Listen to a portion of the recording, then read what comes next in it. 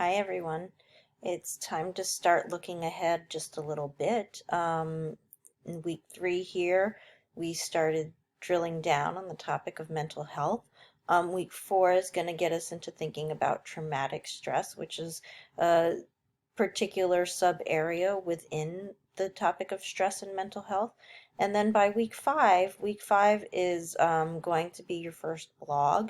That's all you're going to have to do that week, but that doesn't mean that it's going to be an easy assignment or a short one. In fact, it will require you to go back to readings from weeks 1, 2, 3, and 4 to formulate a thesis.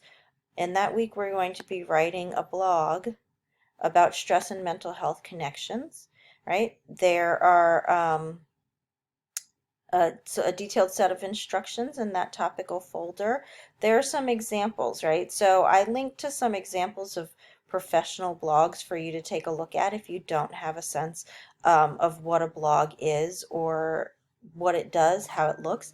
To me, this is one of the newer forms of writing, newer genres in which you might actually do something in class that I feel can be used outside of class in your professional life. So most jobs are not ever going to have you writing an essay, for example, but you may end up in a job where you do use a blog to inform your audience, whoever that may be, clientele, and so on, about the things that you're doing.